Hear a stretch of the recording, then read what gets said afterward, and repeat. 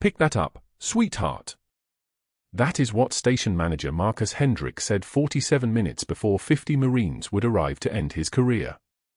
Philadelphia's 30th Street Station Medical Clinic smells like industrial disinfectant and diesel exhaust from the tracks below. Rachel Torres arranges bandages with hands that never shake, her temp nurse scrubs perfectly pressed, her movements efficient and unremarkable. She has been working this clinic for 3 weeks. Nobody has asked her real name. The fluorescent lights hum their constant mechanical prayer above her head. She counts the hum sometimes, a way to measure heartbeats, to stay grounded in the present moment, to resist the pull of memory. Bagram was 14 years ago. The burning vehicle was 14 years and 2 months ago. The screaming stopped long before that, but she still hears it when she closes her eyes. Marcus Hendrick arrives for his daily inspection at 2:38 p.m., his polished shoes clicking on tile like a metronome counting down to something. He is the kind of man who measures his worth in metrics: waiting areas cleaned by 6 a.m., 0 patient complaints filed, 0 delays in passenger flow, 0 friction with the Amtrak executives who visit quarterly. He holds his clipboard like a weapon. His jawline is the kind that cuts glass, but there is something beneath it, a hollowness, a hunger for recognition that no amount of pristine tile can ever satisfy. Rachel does not look up from the supply cart. She knows what is coming. She has learned to read men like him the way soldiers read terrain, understanding the hills and valleys, knowing where they will strike before they move. "We have a situation at Gate 7, Hendrick says. His voice carries the practiced authority of a man who has convinced himself that managing a train station requires military precision. Vagrant blocking access. I want him moved. Now." Rachel has already treated the man at Gate 7. His name is Robert. He is a Marine Corps veteran, formerly with the 3rd Battalion, 5th Marines, Dark Horse Company. He is 58 years old. He has sleep apnea that prevents him from using traditional shelters. He has nowhere else to go. 3 hours ago, he had a hypertensive episode, and Rachel had taken his blood pressure twice and given him water and a place to sit in the clinic where it was warm. "Sir, his blood pressure is still elevated," Rachel says quietly. "Moving him right now could trigger." "I didn't ask for a medical opinion, sweetheart." Hendrick's voice drops into that register that men use when they are about to do something they know is wrong. "I asked you to clear the gate. There are executives touring the station in 20 minutes. They don't need to see that." Rachel sets down the bandage box. Her movements are smooth, deliberate, the movement of someone who has practiced restraint until it became muscle memory. She does not flinch.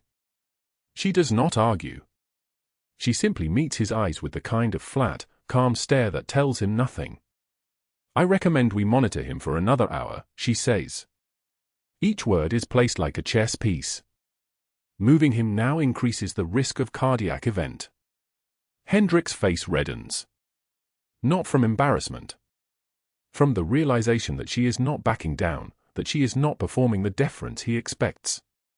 He turns and walks to the desk where Rachel's patient charts are stacked, careful, organized documentation of every person she has treated during her shift.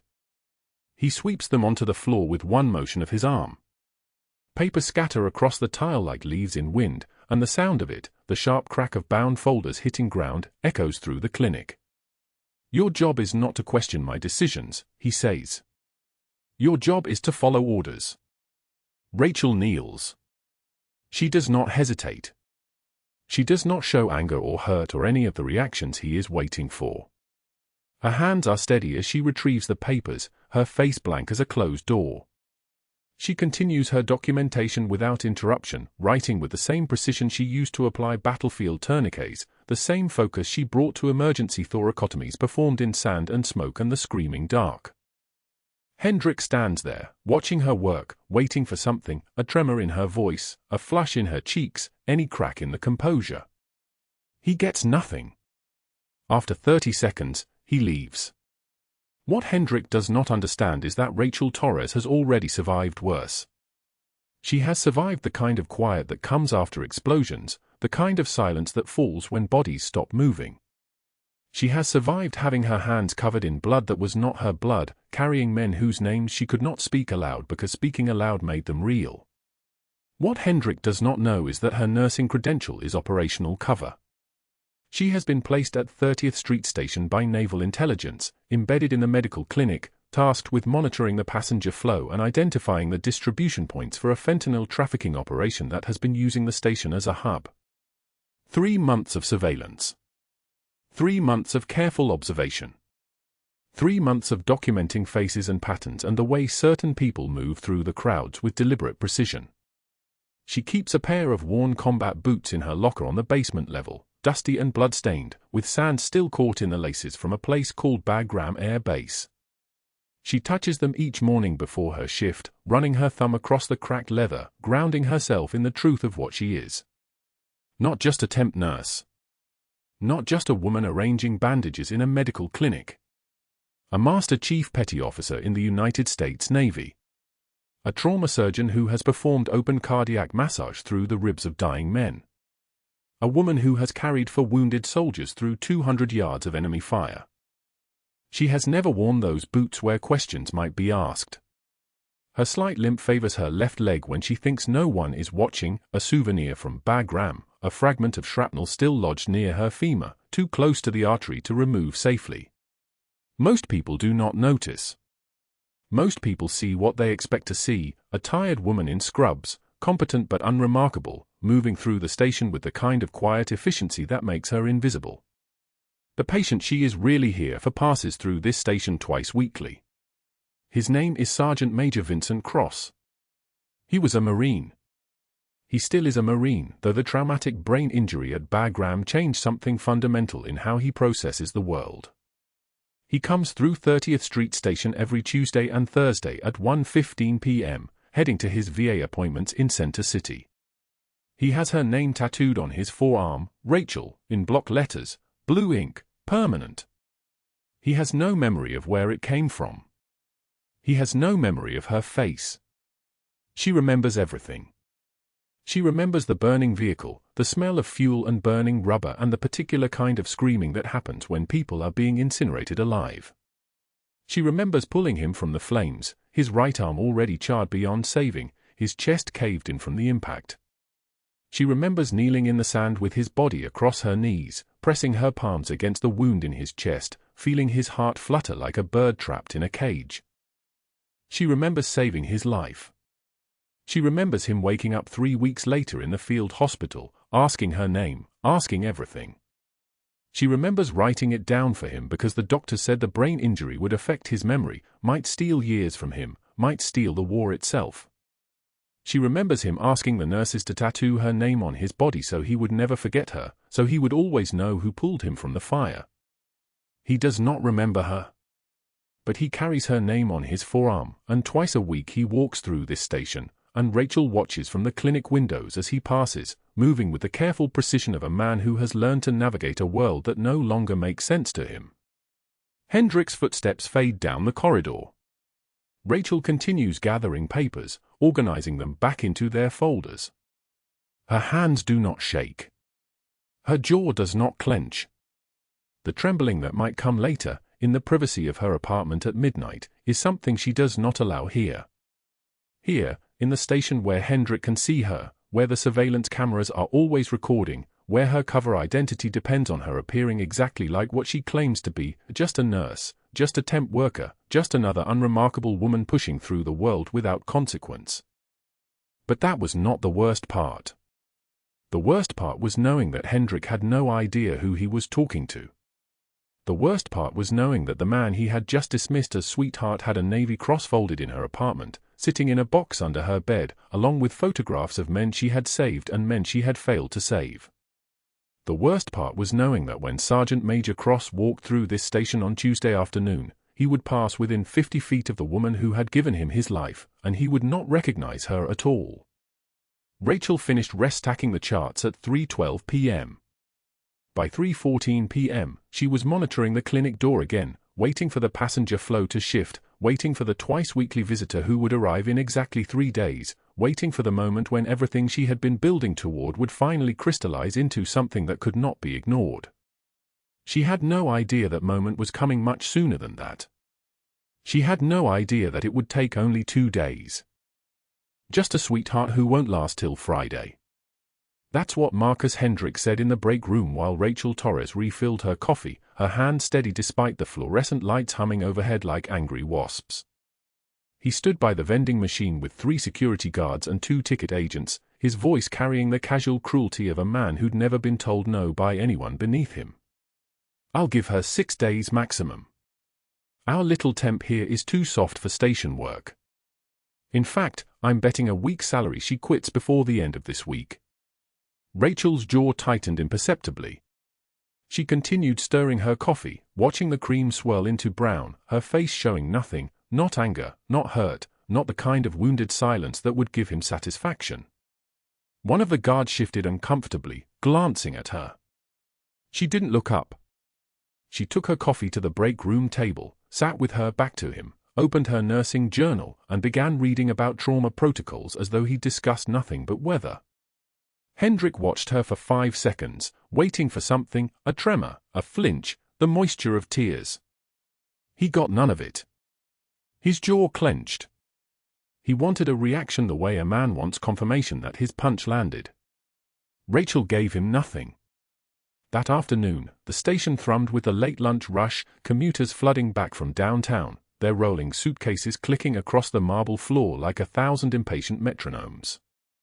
Rachel carried her lunch tray from the staff kitchen, a container of pasta she'd prepared that morning, bottled water, an apple. Simple. Quiet. The kind of meal a person ate at their desk between seeing patients. She was passing the supervisor station when Hendrick stepped backward from a cluster of corporate visitors, men in tailored suits and women with laminated visitor badges, people who mattered to his performance review. His elbow caught the edge of her tray. The plastic container flipped. Pasta sauce cascaded across the tile floor like a small red crime scene, pieces of pen scattering across 6 feet of marble. The water bottle rolled toward the ticket gates, wobbling in its trajectory. The apple tumbled and came to rest near a trash bin. "Oh, so clumsy of me," Hendrick announced loudly, his smile the color of synthetic charm. He stepped back with his hands spread apologetic. "Sweetheart, be more careful where you walk. These corporate partners have important business, and you're making quite the mess." The visitors laughed politely, the kind of laughter that came from people who didn't understand the subtext, who thought it was just an accident, just a moment of clumsiness rather than what it was, a calculated humiliation performed for an audience. Rachel knelt immediately. Her movements were precise, economical, the kind of movement that came from years of operating under pressure where wasted motion meant wasted seconds.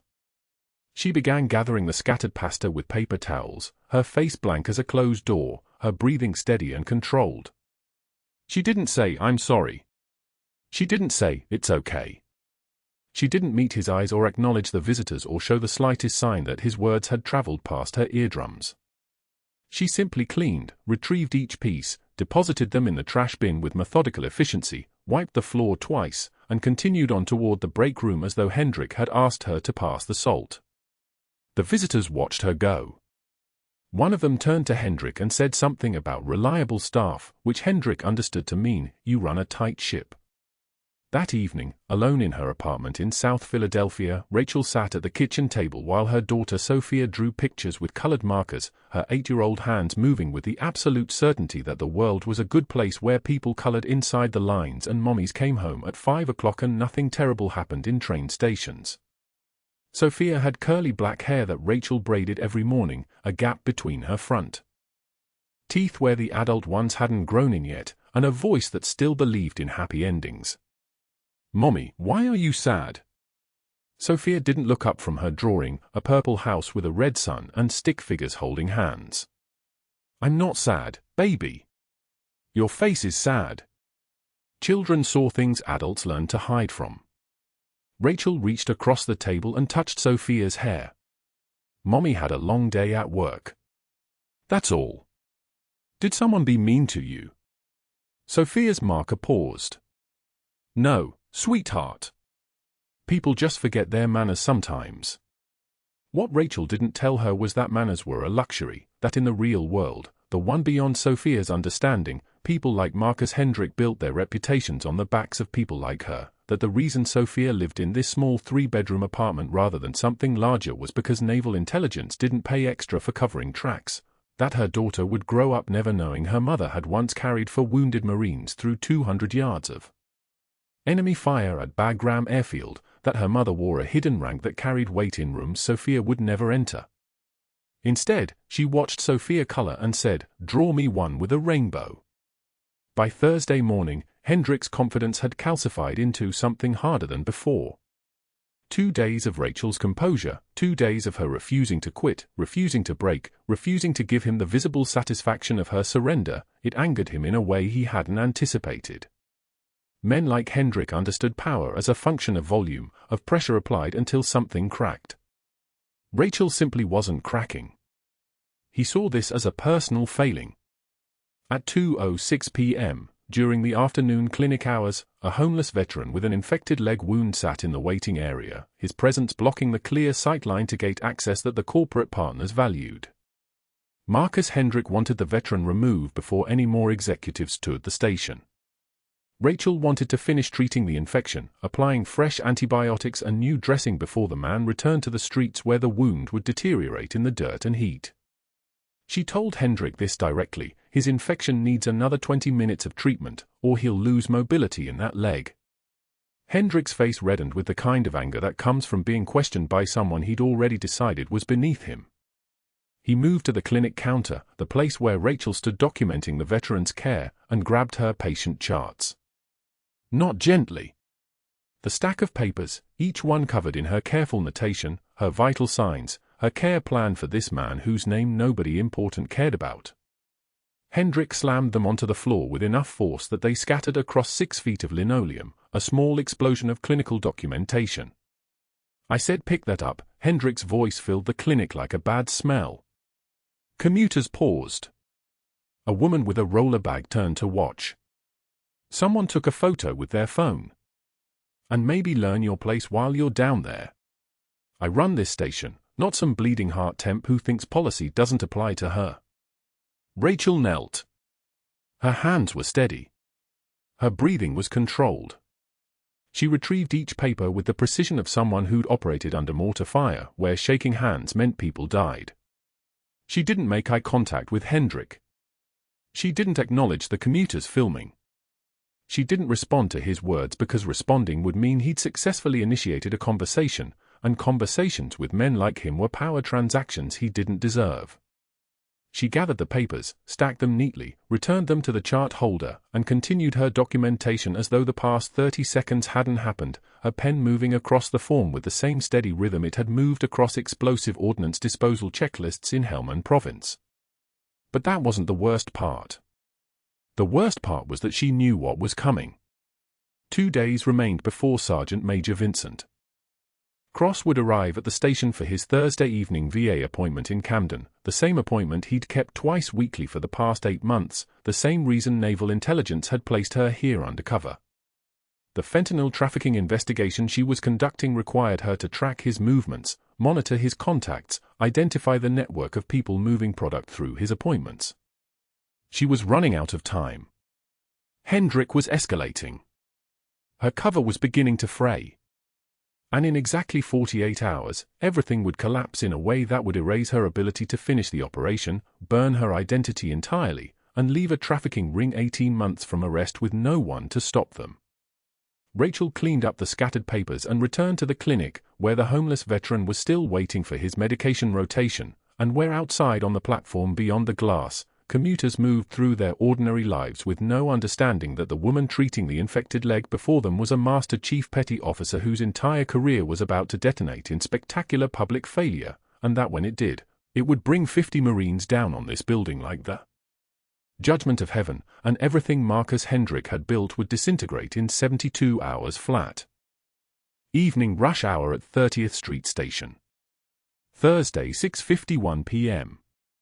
The concourse thrummed with a specific chaos of commuters, wheels on tile, voices layered like radio static, the metallic screech of brakes from an arriving regional line. Rachel Torres moved through the crowd with the invisible precision of someone trained to pass unnoticed, a temp nurse clipboard in hand, unremarkable in every way that mattered. Track 7 platform was shoulder to shoulder. Families heading south. Business travelers checking phones. Nobody watching the Marine in the corner until his body went rigid. Sergeant Major Vincent Cross seized. His frame convulsed against the steel support column, teeth clenched, eyes rolling white. His USMC dress uniform, dress blues, medals gleaming, crumpled downward like a marionette with cut strings. He crashed onto the platform tile with the bone-heavy sound of dead weight. 2,000 pounds of human traffic flowed around him. A woman stepped over his arm. A kid pointed.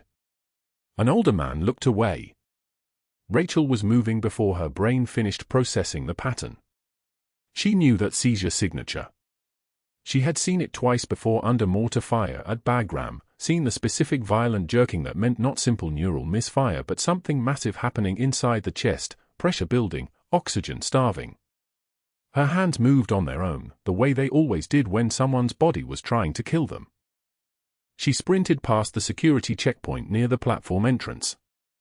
The guard didn't stop her. Something in the way she moved said medical emergency, said I know what I'm doing, said don't waste time arguing.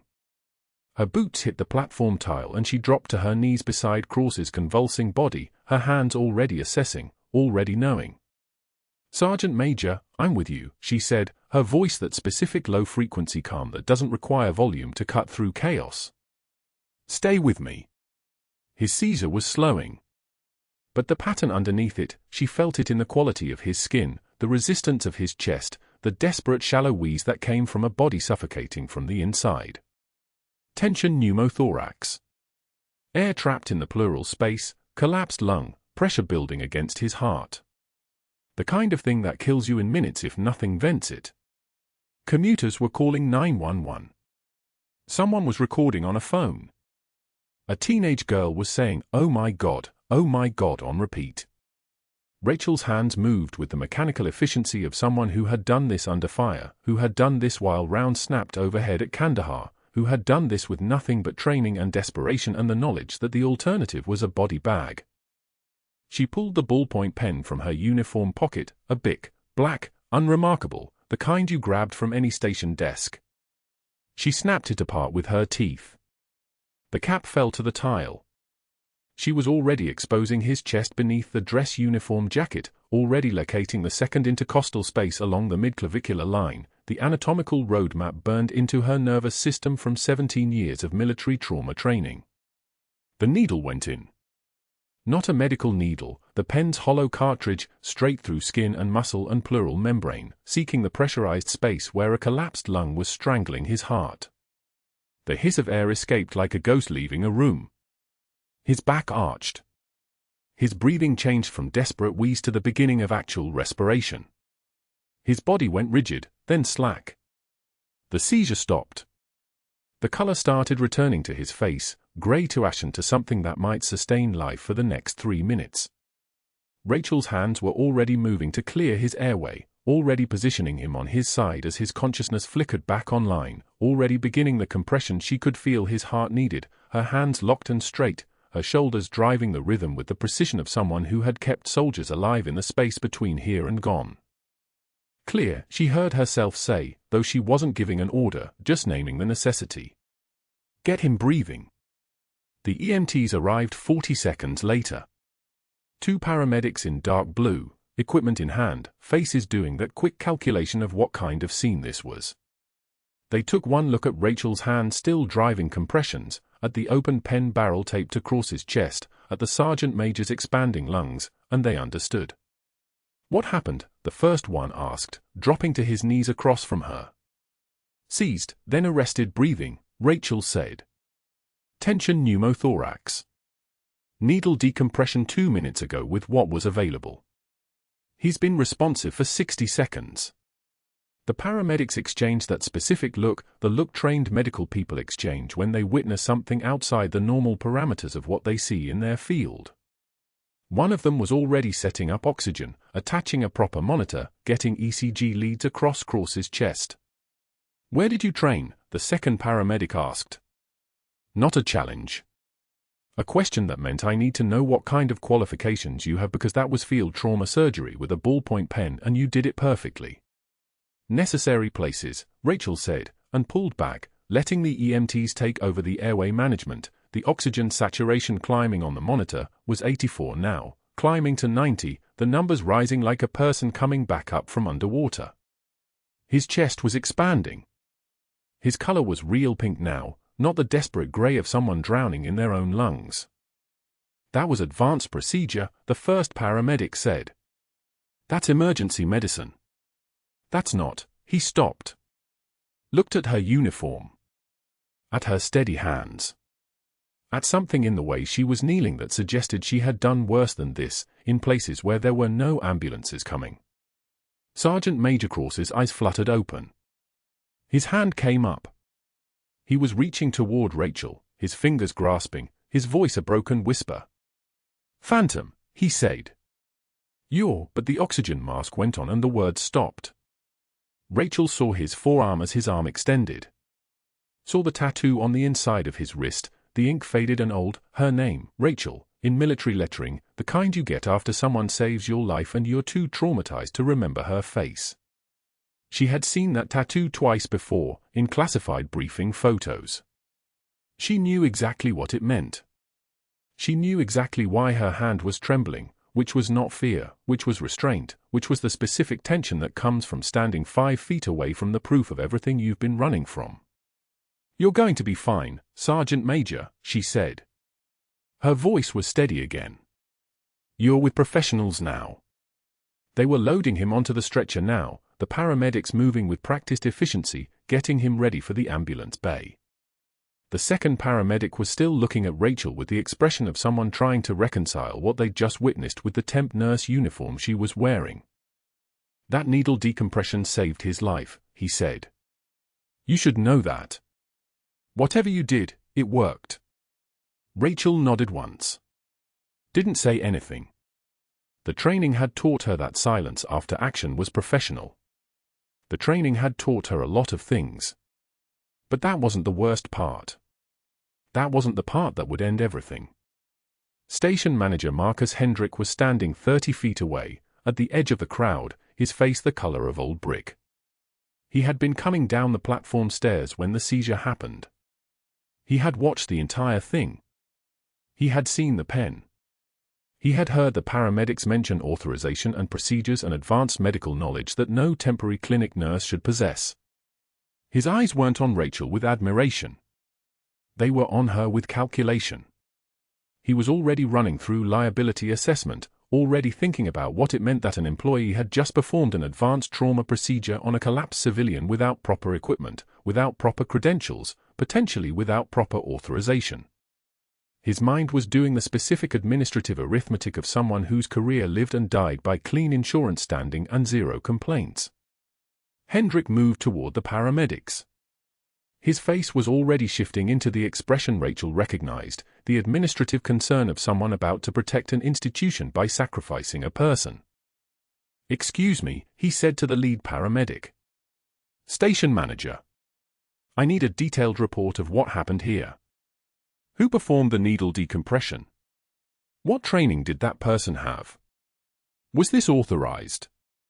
The paramedic looked at Hendrick, then looked back at Rachel, then looked back at Hendrick with an expression that suggested he understood exactly what was about to happen. Your employee, the paramedic said carefully. The one in the nurse uniform.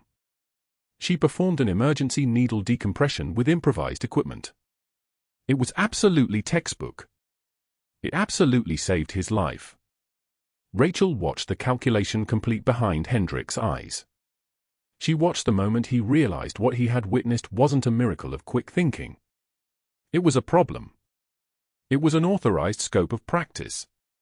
It was a threat to his authority, to his perfect record, to the narrative of his station as a well-managed, compliant operation where nothing controversial happened and nobody got sued. I'll need the name and credentials of that employee, Hendrick said. This needs to be documented immediately. This kind of unsupervised medical intervention, we have protocols.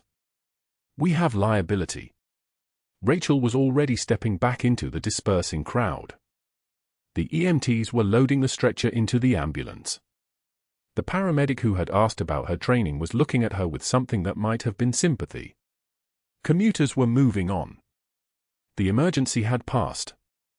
In 30 seconds, there would be nothing to mark that Sergeant Major Vincent Cross had nearly died on this platform except for the scuff marks on the tile and the memory of a woman in scrubs doing something impossible with a ballpoint pen. But Hendrick was still watching her. His phone was already in his hand. His fingers were already moving. Rachel turned back to the clinic, her heart rate steady, her hands no longer trembling because she had already categorized the threat and begun calculating response matrices. She had 60 minutes before Hendrick made his first call. She had probably 4 hours before the consequences started cascading. She had been trained for operational security in hostile environments, but this wasn't hostile. This was institutional, which was sometimes worse because institutions had lawyers and databases and the ability to erase a person from official record. She would finish her shift. She would document the incident. She would maintain composure. She would not betray anything. But she already knew that her 8 months of careful positioning at this station, her classified surveillance of Cross, her entire operational reason for being here, all of it was about to detonate, and there was nothing she could do now but wait for the explosion. The fluorescent lights hummed their mechanical song. Commuters streamed past.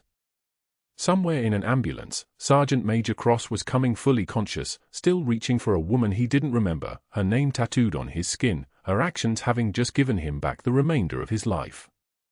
And in a station office, Marcus Hendrick was making notes for what would become the most expensive mistake of his career.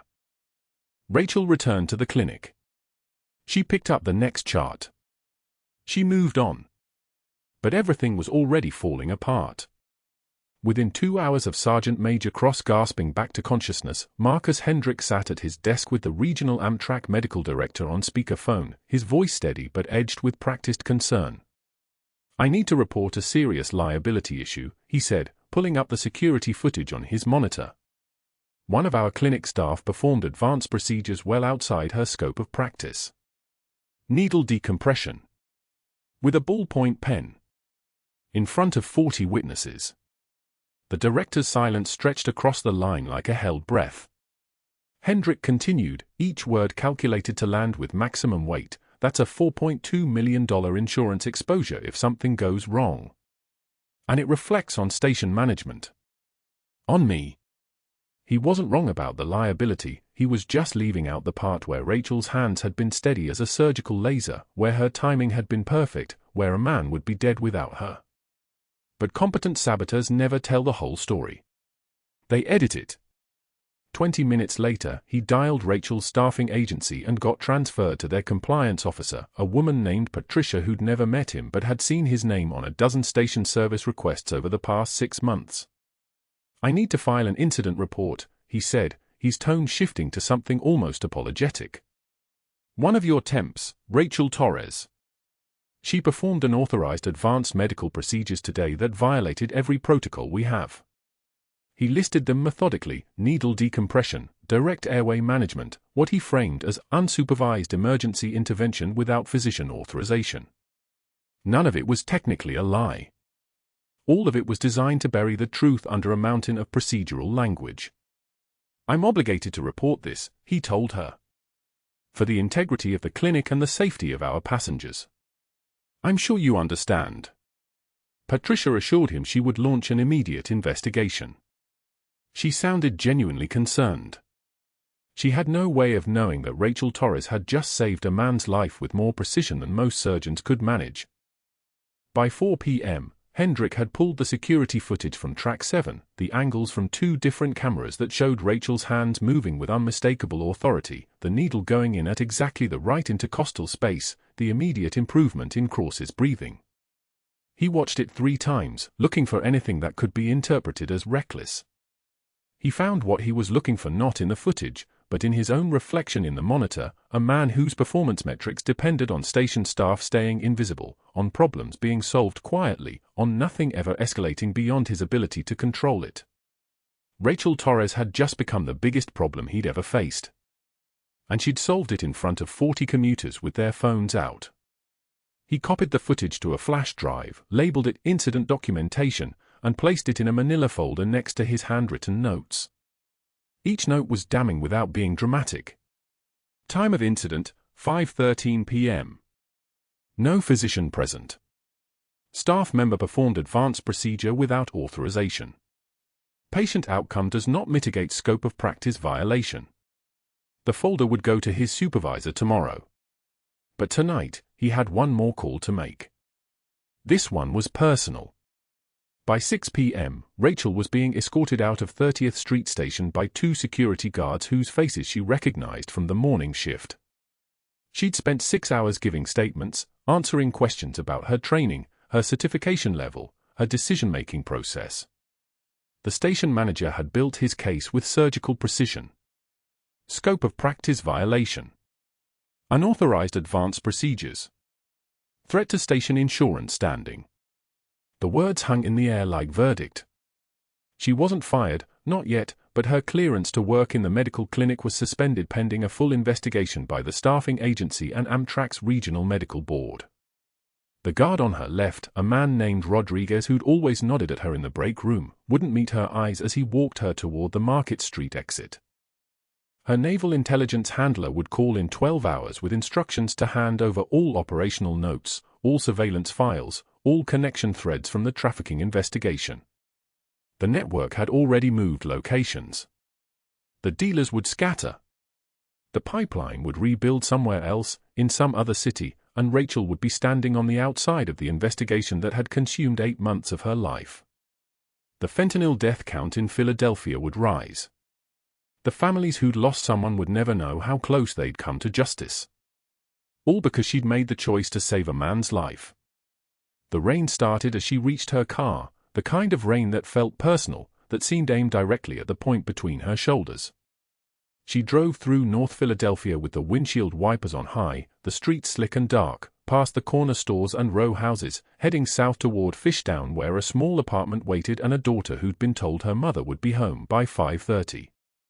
It was past 9 when she pulled into the parking lot of the Fishtown complex, a brick building on a quiet street where the neighbor, Mrs. Chen, had Sophia sitting at her kitchen table with a cup of hot chocolate gone cold, Sophia's small face pressed against the window looking out at the rain. "Mommy!" Sophia ran to the door, her 8-year-old frame small enough to fit under Rachel's rain-soaked jacket. "You're so late. Mrs. Chen said you had to work extra but you never work extra and you smell like..." She stopped, pulling back just enough to look up at Rachel's face. "Why are you home early now? And why do you look so tired?" Rachel set out Sophia's dinner, leftover pasta from the night before, reheated in the microwave, and sat across from her at the small kitchen table. Sophia talked about her day, about her teacher Mrs. Patterson, about a boy named Marcus who'd pulled her hair and got in trouble, about the spelling test she'd probably aced because Sophia was sharp and careful and inherited her mother's attention to detail.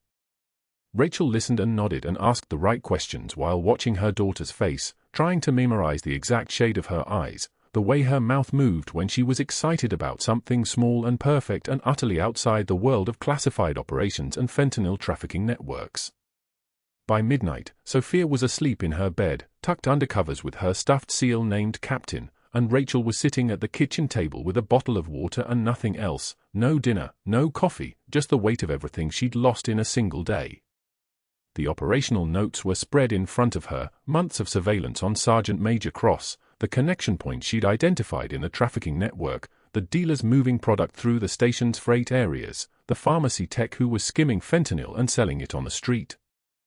All of it was hers to document and analyze and act on, and all of it was now being collected by other people who would file it away in classified archives where nothing would happen with it because momentum had been lost and networks had scattered and lives would be measured in overdose statistics instead of prevention. She pressed her palms against her eyes and let the composure finally break.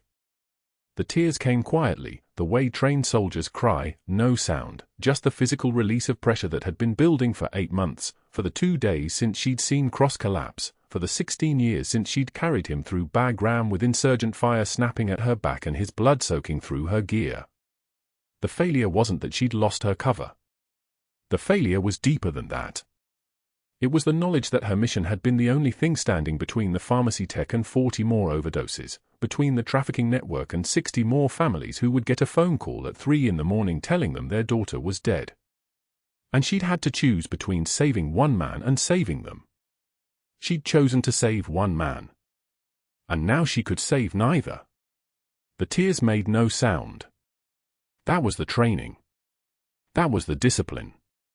That was what happened when you spent your entire adult life learning to cry with your eyes while every other part of your body remained at attention, ready to move, ready to act, ready to survive.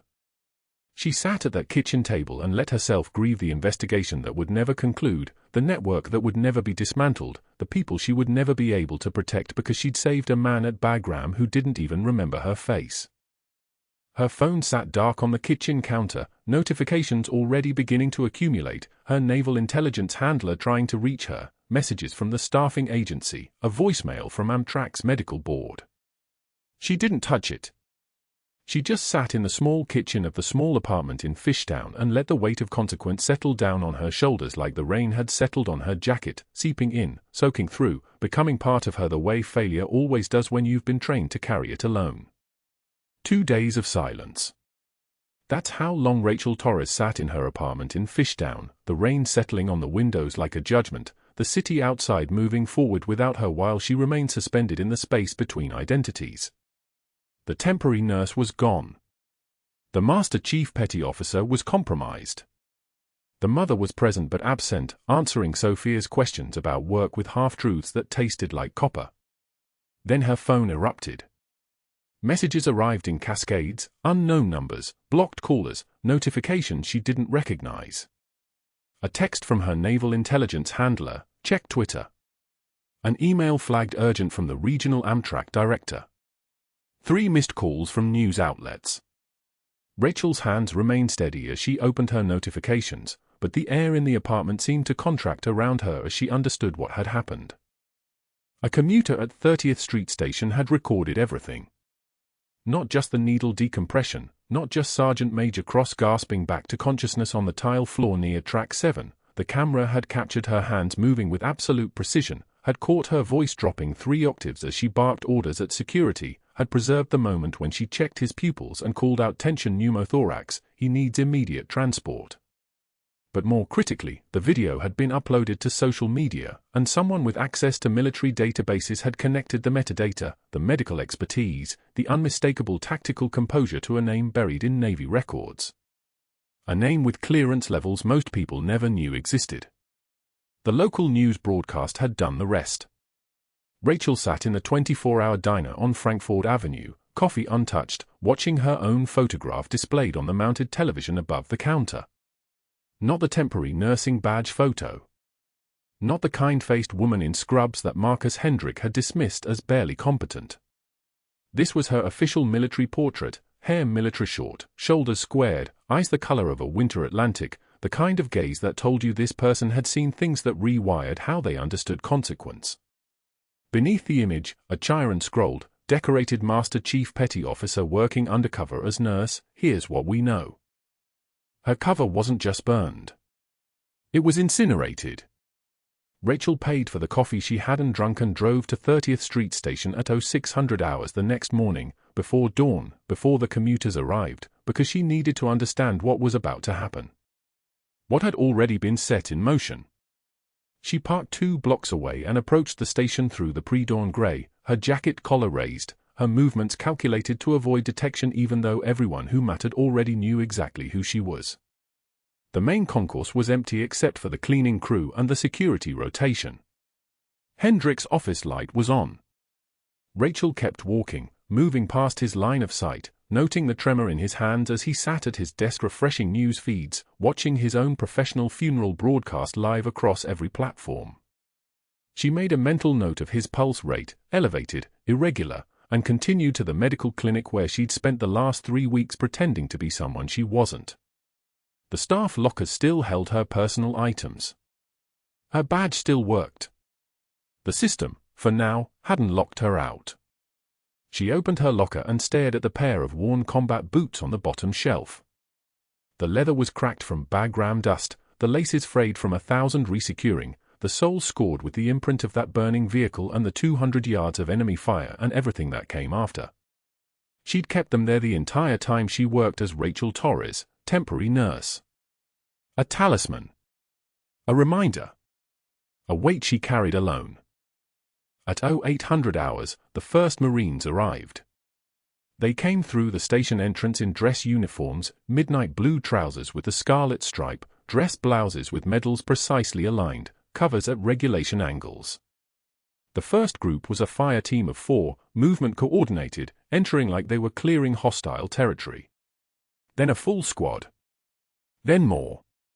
By 0830, 50 Marines filled the main concourse in formation, their dress uniforms creating a visual presence that made the early commuters stop moving, phones rising, the space suddenly electric with confused significance. The concourse fell silent.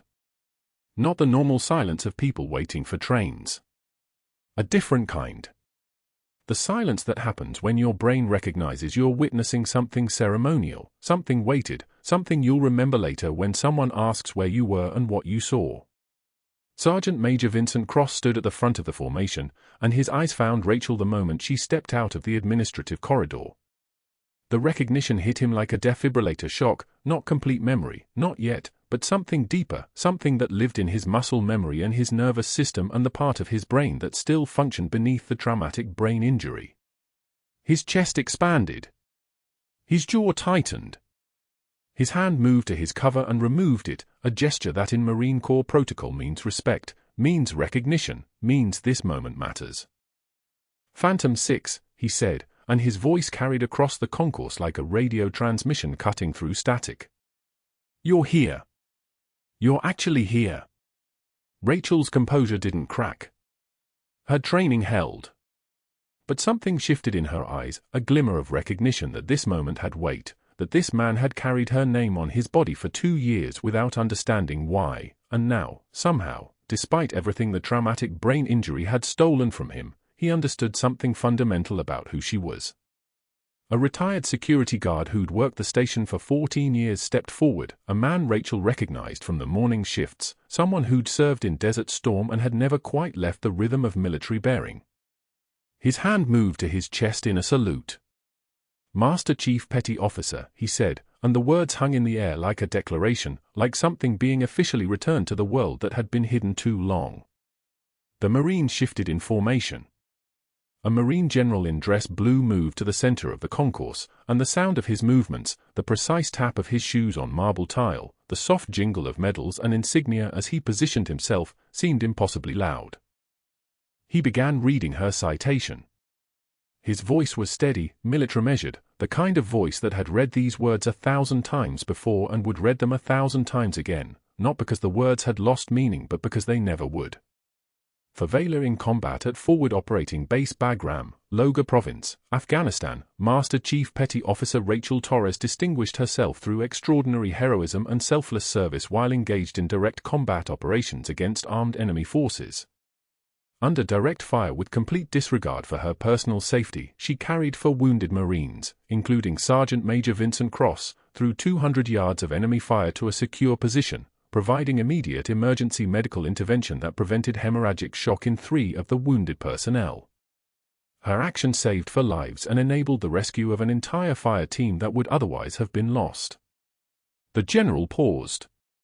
The silence in the concourse was absolute. The cleaning crew had stopped moving. The early commuters stood frozen. The Marines remained at perfect attention. Sergeant Major Cross stepped out of formation then, and he moved toward Rachel with the kind of deliberate purpose that suggested he'd rehearsed this moment, or that muscle memory was guiding him, or that something in his neurochemistry recognized what his damaged memory couldn't quite retrieve. He reached out his right arm and rolled up his sleeve, and there it was, her name in military tattoo script, black ink on scarred skin, a memorial to a woman whose face he hadn't been able to remember until someone showed him a video of her hands performing a needle decompression at the precise anatomical landmark she'd taught him years before his brain injury. She gave me my life twice, Cross said, and his voice fractured like concrete under pressure. Once when I didn't know her. Once when I didn't remember her. And she did it both times without expecting anything. Without needing recognition. She just saved me. The concourse held that silence for exactly 10 seconds. Rachel counted each one. Phones were recording. Commuters stood motionless. The weight of service made visible, sacrifice made tangible, the quiet women who carry the broken and hold the dying made finally, irrevocably visible. And then Marcus Hendrick's voice came from his office, cracking across the marble like a stress fracture. There are procedures, insurance liability regulations. She exceeded her scope of practice and... The words died when Edward Caldwell stepped through the crowd. The Amtrak Northeast Corridor director moved with the calm confidence of a man who'd built his entire career on hiring veterans, on understanding military bearing, on recognizing the difference between competence and pretense. He was tall, silver-haired, wearing an expensive charcoal suit that probably cost more than Hendrick made in a month, and he held his phone extended as if it were evidence in a trial that had already concluded. The video played through the station speakers, Hendrick's voice, clearly audible. "Pick that up, sweetheart." The chart scattered. The condescension absolute. "Marcus," Caldwell said, and his voice was quiet in a way that made every Marine straighten their spine. "My office. Now." Within 72 hours, the internal investigation concluded.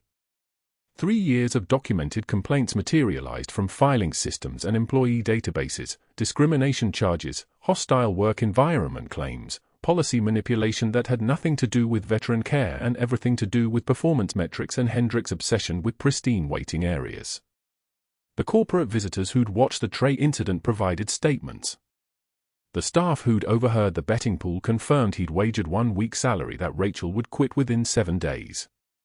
Every documented humiliation, every calculated cruelty, every moment Rachel had maintained composure while Hendrick tested whether he could break her, all of it was suddenly evident in a termination hearing that took 4 hours and ended with a decision that was never in question. Marcus Hendrick was terminated for cause. His management credentials were flagged industry-wide. He would never manage again anywhere that background checks existed. 6 months later, Rachel's office overlooked the main concourse at 30th Street Station. The title on her door read Senior Medical Director, Northeast Corridor Stations, and the responsibilities included 12 major stations, the implementation of trauma-informed care protocols, the complete restructuring of how Amtrak approached medical crisis response in high-volume environments. On her office wall, the worn combat boots from Bagram were mounted beside a framed photograph, all 50 Marines standing at attention in the station concourse, Cross in the center, his eyes finally able to look at her face and carry that image forward into whatever future his healed brain could construct. The trafficking investigation had concluded. 17 arrests across 3 states. 3 distribution networks dismantled. The viral exposure, the moment her cover shattered, had scared the network into rushed communications that exposed everything. The decision to blow her operational security had actually completed the investigation that her compromise was supposed to destroy. In the mathematics of consequence, the sacrifice had calculated to success. Every Thursday at 1,400 hours, Sergeant Major Cross appeared at the station's new Veteran Services desk, the one Rachel had created, the one staffed by former combat medics and people who understood what it meant to be broken and then asked to function in a world that no longer recognized your damage. Cross wore his Marine Corps cap. He'd started to remember fragments. The burning vehicle. The 200 yards. The voice saying, "Stay with me, Sergeant Major." Her hands working. Her absolute refusal to let him become a statistic.